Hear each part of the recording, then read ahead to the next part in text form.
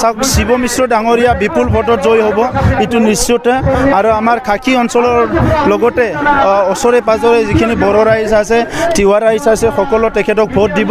ইতিমধ্যে আমি ভাৱ বিনিময় কৰিছোঁ আৰু তেখেতৰ নিচিনা এজন নেতা ৰাইজে বিচাৰে এই অঞ্চলৰ সকলো সমস্যাৰ লগত তেখেতে সদায় জড়িত হৈ উন্নয়ন বিচাৰে ৰাইজৰ লগত থাকে আৰু আমিও বিচাৰিছোঁ যে তেনেকুৱা ব্যক্তিয়ে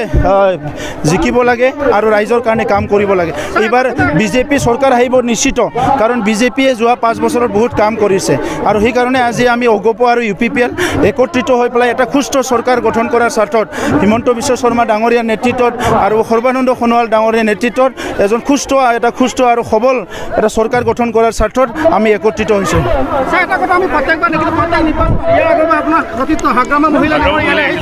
এইবাৰ আহিছে খালি প্ৰতিশ্ৰুতি দি গ'ল হাগ্ৰামা মহিলাকৈ এটাও প্ৰতিশ্ৰুতি তেওঁ পূৰণ নকৰিলে এইবোৰ তেনেকুৱা হ'ব নেকি চাওক প্ৰথম কথা হ'ল ভূমিৰ পাট্টা পাব লাগে হাগ্ৰামা মহিলাৰে কোনো কাম চিনচিয়াৰলি নকৰে তেখেতে কোনো কামকে তেখেতে গুৰুত্ব দি নকৰে মই নিজে ছাত্ৰ সংগঠনত আছিলোঁ আৰু বহুত সংগ্ৰাম কৰি আহিছোঁ আৰু চৰকাৰ গঠন কৰাৰ 1 মাহৰ ভিতৰতে বড়োলেণ্ডত আমি 5700 মানুহ মাটিৰ পাট্টা দিছোঁ 2060 জনক চাকৰি দিছোঁ 1 টকাও পইচা ঘুষ লোৱা নাই যোৱা 17 বছৰত হাগ্ৰামা মহিলাৰ চৰকাৰখনে দুৰ্নীতি ভ্ৰষ্টাচাৰ কৰি গোটেই বড়োলেণ্ডখন ধ্বংস কৰি দিলে আৰু এতিয়া তেখেতে ৰাজনীতি বাহিৰত আহি পেলাই বহুত ডাঙৰ কথা কৈ আছে কিন্তু গোটেই বড়োলেণ্ডত আজি বিভিন্ন হিংসা হৈছে পৰিৱেশ পৰিস্থিতি হৈছে ইয়াৰ কাৰণে জগৰীয়া হাগ্ৰামা মহিলাৰেই হয় গতিকে আজি খাকীত আহি তেখেতে 10 বছৰে কৈ গ'ল যে মাটিৰ পাট্টা হ'ব হোৱা নাই মই আজি ক'ব বিচাৰিছোঁ যে বিজেপি চৰকাৰ নেক্সট অহাৰ পিছত উইদিন 6 মান্থ ইয়াৰ গোটেই মানুহক মাটিৰ পাট্টা দিয়াৰ কাৰণে আমি কাম কৰিম